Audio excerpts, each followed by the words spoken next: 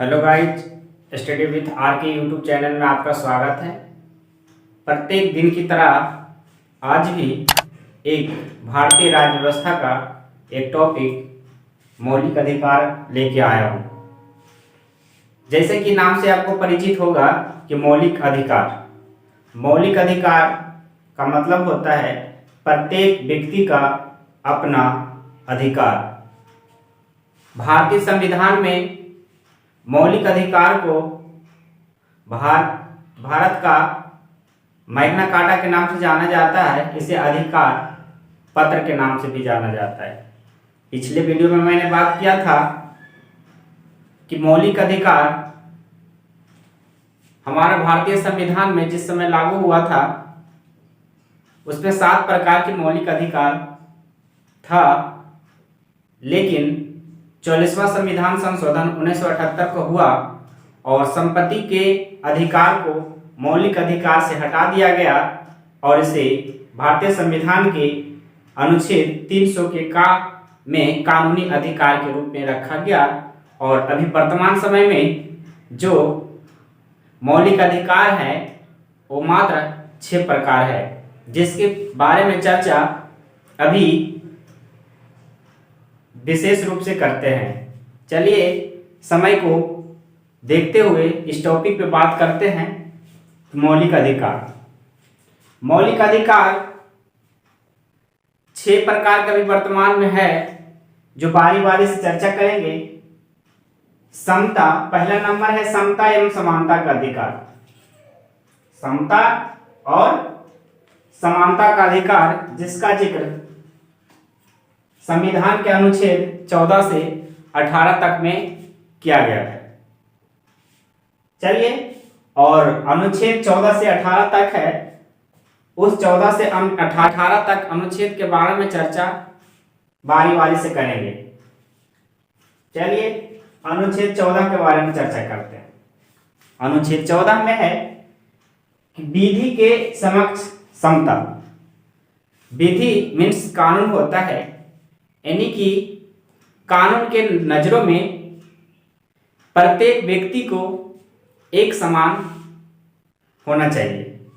ये भारतीय संविधान के अनुच्छेद 14 में बात कही गई है। विधि यानी कि प्रत्येक व्यक्ति को, जो भारतीय संविधान का नियम कानून है, वो प्रत्येक व्यक्ति पर बराबर रूप से लागू होगा। ऐसा नहीं है कोई गरीब है तो उसके लिए अलग से कानून और जो अमीर है उसके लिए अलग से कानून। सभी के लिए बराबर नियम कानून बनाई गई है, जो भारतीय संविधान के अनुच्छेद 14 में बात की गई है।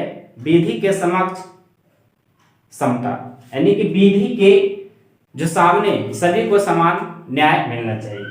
चलिए अब बात करते हैं अनुच्छेद 15 की। अनुच्छेद 15 में है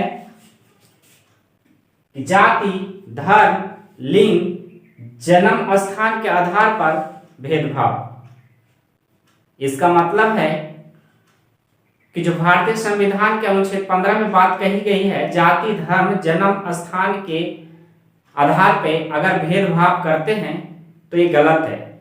और ये मौलिक अधिकार है कि आपको, जैसे धर्म के कोई भी संप्रदाय के लोग हैं, कोई भी जाति से बिलोंग कर रहे हैं, कोई लिंग हो, स्त्रीलिंग हो, पुल्लिंग हो, यानी कि औरत और जेंट्स में अगर भेदभाव कर रहा हो जन्म के स्थान पर, यानी अगर कोई राज्य से बिलोंग करता है और अगर कोई दूसरे राज्य में वो जाकर निवास कर रहा है तो उसके आधार पर अगर भेदभाव किया जा रहा है तो आप इसके विरोध डिस्ट्रिक्ट कोर्ट नहीं बल्कि हाई कोर्ट नहीं बल्कि आप सुप्रीम कोर्ट में अपील दायर कर सकते हैं। ये अपना मौलिक अधिकार है, प्रत्येक व्यक्ति का ये मौलिक अधिकार है और इसे कोई नहीं छीन सकते हैं। तो आपने बात क्या सुने कि धर्म, जाति, लिंग के स्थान पे, जन्म स्थान के आधार पे भेदभाव करते हैं तो इसके विरोध आप सुप्रीम कोर्ट में अपील दायर कर सकते हैं। चलिए अब बात करते हैं अनुच्छेद 16 की। अनुच्छेद 16 में बात कही गई है लोक नियोजन के विषय में अवसर की समता। लोक नियोजन के विषय में अवसर की समता। लोक नियोजन की मतलब क्या होता है कि सभी भारतीयों को लोक नियोजन मीन्स कहीं अगर जैसे कि कहीं वैकेंसी आता हो, कहीं से रिक्वायरमेंट निकलता हो, किसी भी भर्ती में समान रूप से सभी को बराबर मिलना चाहिए। इसका अपवाद है एससी, एसटी और ओबीसी। एक्सेप्शन में रखा गया है इसको कुछ अलग से प्रावधान दिया गया है। बाकी सभी के लिए अवसर समान मिलना चाहिए। ये भारतीय संविधान के अनुच्छेद 16 में बात कही गई है। चलिए अब बात करते हैं अनुच्छेद 17 की। भारतीय संविधान के अनुच्छेद 17 में ये कहा गया है कि अस्पृश्यता का अंत। अस्पृश्यता का अंत का मतलब होता है या तो छुआछूत का अंत कह सकते हैं इसका। अस्पृश्यता का अंत या छुआछूत का अंत। अगर आपके विरोध छुआछूत की भावना कोई व्यक्ति रखता हो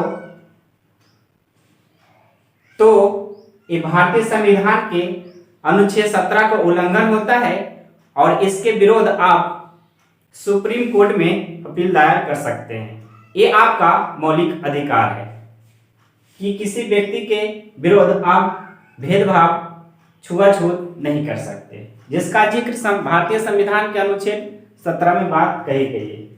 चलिए अनुच्छेद 18 की बात करते हैं। अनुच्छेद 18 में बात ये कहा गया है उपाधियों का अंत। उपाधि क्या होता है, यानी कि भारतीय संविधान के अनुच्छेद 18 में जो बात कही गई है उपाधियों का अंत, यानी कि राज्य किसी भी व्यक्ति को उपाधि से सम्मानित नहीं किया जाएगा। सिर्फ सेना और शिक्षा के अलावा, यानी कोई व्यक्ति को कोई विदेशी राज्य से आप उपाधि ग्रहण नहीं कर सकते। ये बात भारतीय संविधान के अनुच्छेद 18 में बात कही गई है उपाधियों का अंत। चलिए एक बार से फिर से रिकॉल करते हैं। पहला है समता या समानता का अधिकार, जिसका जिक्र भारतीय संविधान के अनुच्छेद 14 से 18 तक में बात रखी गई है। तो बारी बारी से चर्चा करते हैं। अनुच्छेद 14 विधि के समक्ष समता, जैसे कि मैंने बताया। और अनुच्छेद 15 में है धर्म, जाति, लिंग या जन्म स्थान के आधार पर भेदभाव आप नहीं कर सकते। अनुच्छेद 16 में है लोक नियोजन के अवसर में समानता। इसका अपवाद है एससी, एसटी, ओबीसी। बात अनुच्छेद 17 की करते हैं। अनुच्छेद 17 में है अस्पृश्यता कांड या छुआछूत कांड और अनुच्छेद 18 में है उपाधियों का अंत। यह हमारा मौलिक अधिकार है समता एवं समानता का, बराबरी का। अगर इसके विरोध कोई व्यक्ति भेदभाव करते हैं तो ये मौलिक अधिकार का हनन होता है और इस मौलिक अधिकार को हनन होने पर आप सुप्रीम कोर्ट में अपील दायर कर सकते हो। तो हमने समता एवं समानता का अधिकार पढ़ लिया। अब पढ़ते हैं स्वतंत्रता का अधिकार, जिसका जिक्र भारतीय संविधान का 19 से 22 तक में किया गया है।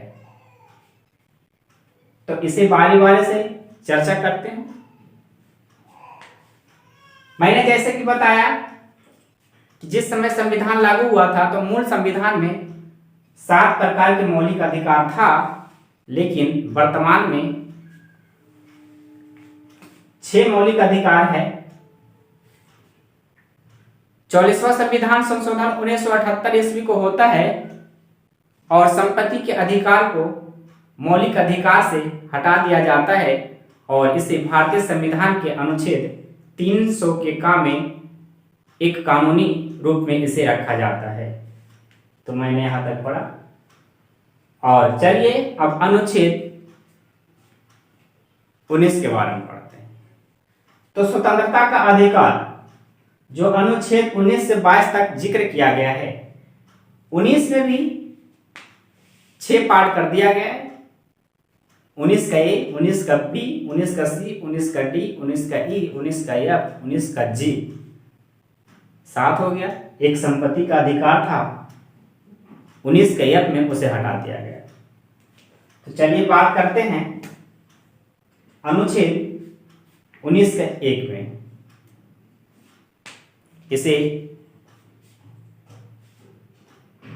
इस अनुच्छेद में अभिव्यक्ति का स्वतंत्रता दी गई है। अभिव्यक्ति का मतलब होता है बोलने की स्वतंत्रता या प्रेस की स्वतंत्रता।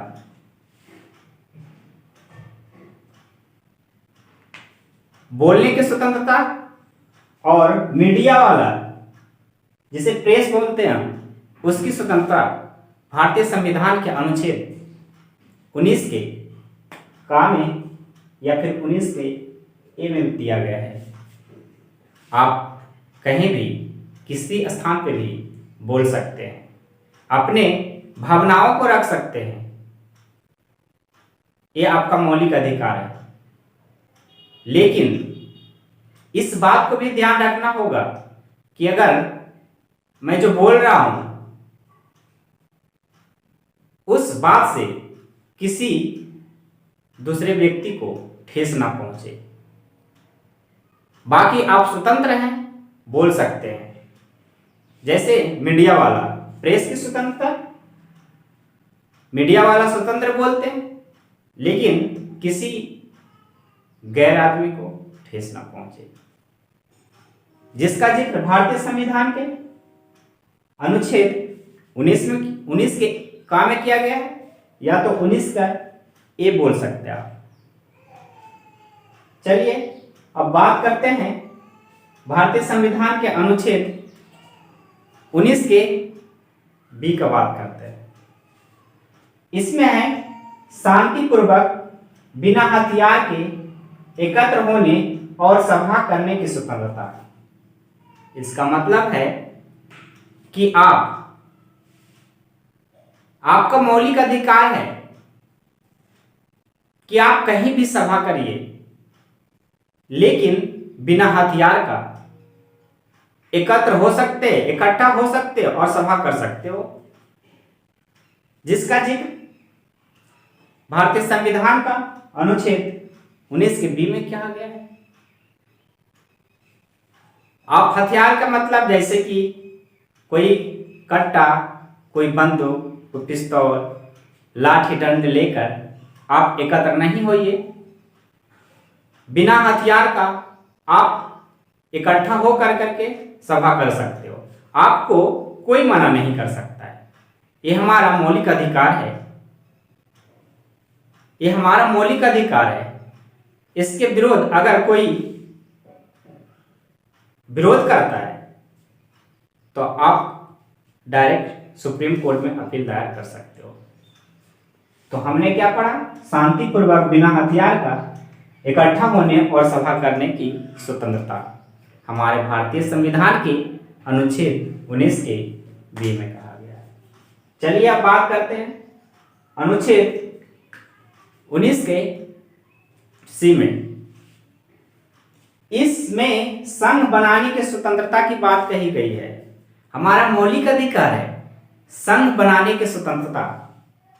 इसे कोई नहीं रोक सकता, इसे कोई नहीं छीन सकता है। आप संघ बना सकते हो। संघ का मतलब है संगठन, यूनियन, पार्टी। ये हमारा मौलिक अधिकार है, ये बना सकते हो। अभी जैसे कि आपको पता होगा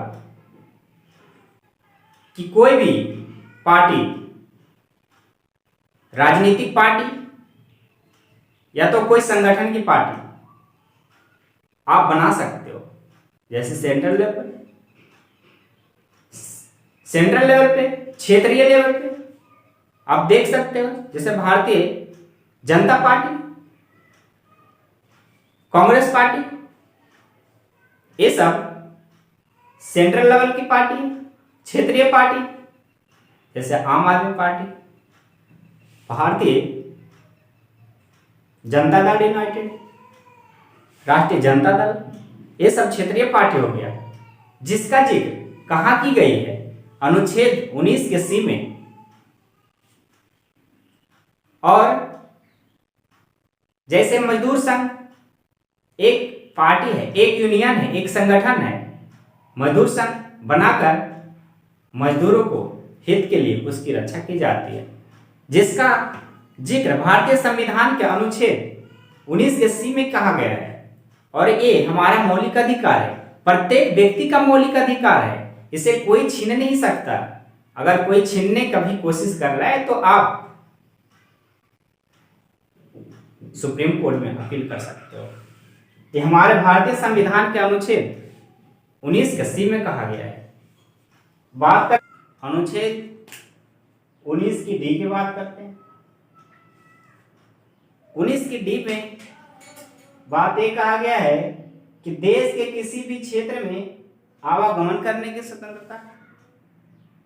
आप भारत के किसी भी राज्य में घूम सकते हो, आप भारत के कोने कोने में घूम सकते हो,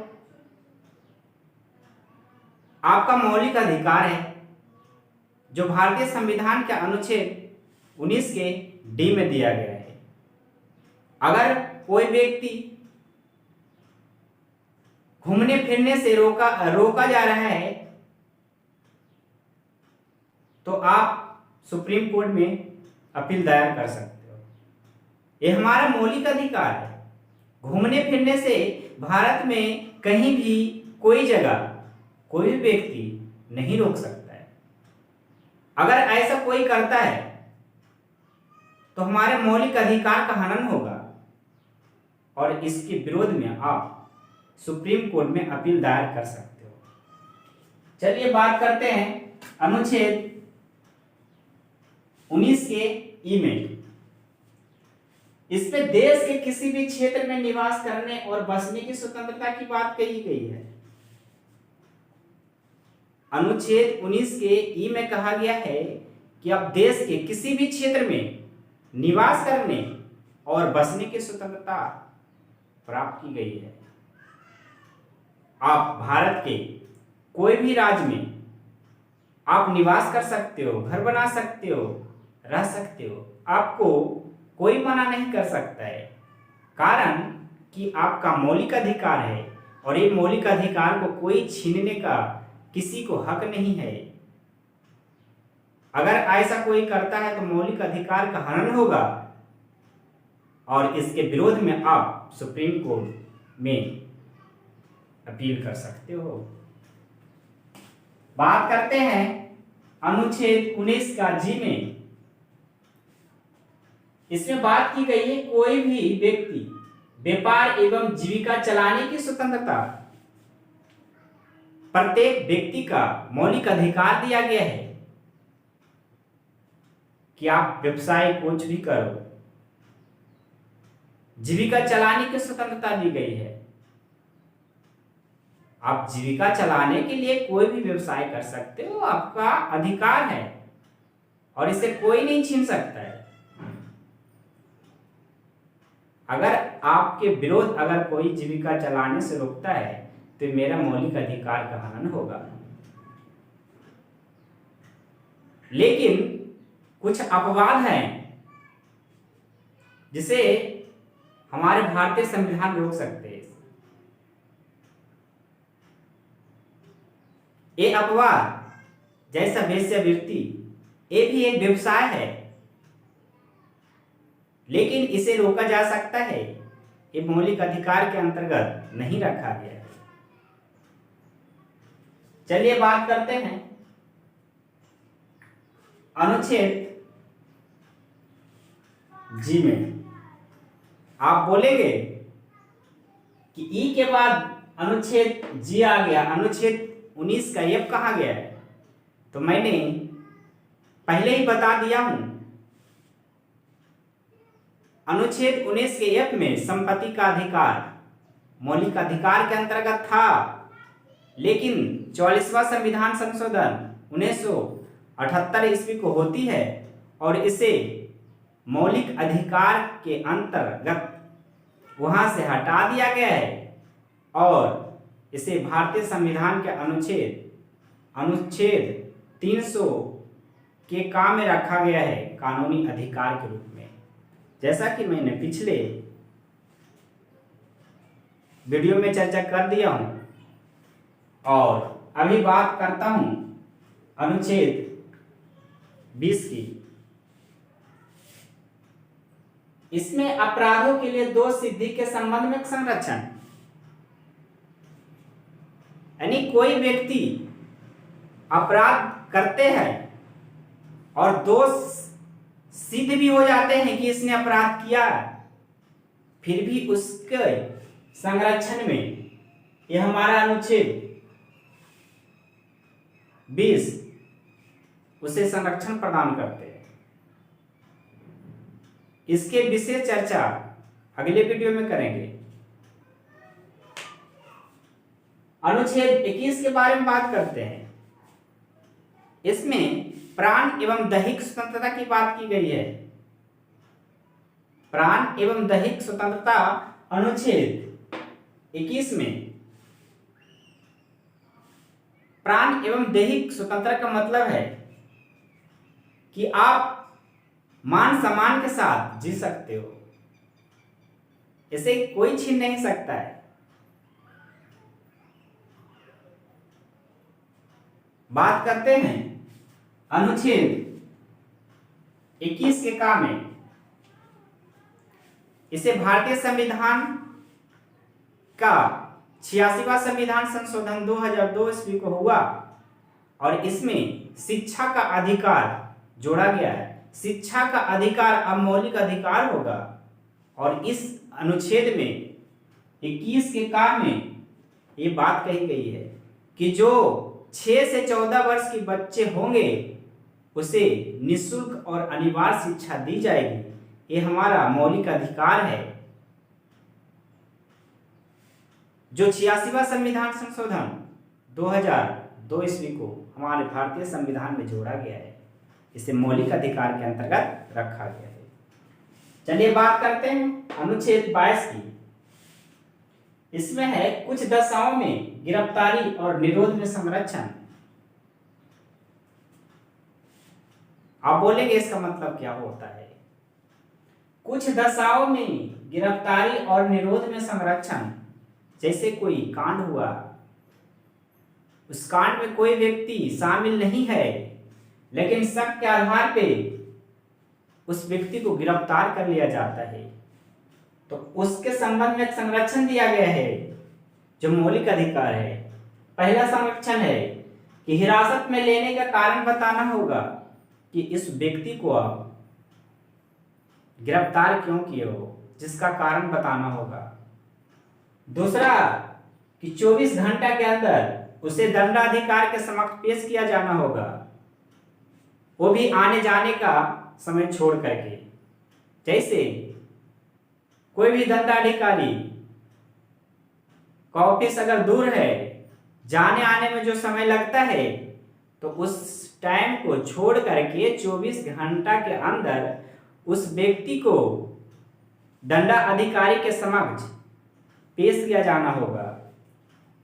और तीसरी, अपने पसंद की वकील से सलाह लेने का अधिकार, यानी उस व्यक्ति को अपने पसंद की वकील का सलाह ले सकते हो, यह आपका मौलिक अधिकार है जो भारतीय संविधान के अनुच्छेद 22 में चर्चा की गई है। पूरी वीडियो देख करके आपको समझ में आया होगा कि मौलिक अधिकार अपना अधिकार होता है जिसके बारे में जानना सभी व्यक्ति को बहुत जरूरी होता है। मेरे प्यारे दोस्त, मैं उम्मीद करता हूं कि इस वीडियो के माध्यम से मौलिक अधिकार के बारे में आपको पूरी जानकारी मिल चुका होगा। अगर समझ में नहीं आया हो तो दोबारा वीडियो आप देख सकते हो, पूरी अच्छे से समझ में आ जाएगा। दोस्त, पूरे वीडियो देखने के लिए बहुत बहुत धन्यवाद। और अगर स्क्रीनशॉट लेना चाहते हो तो आप ले सकते हो।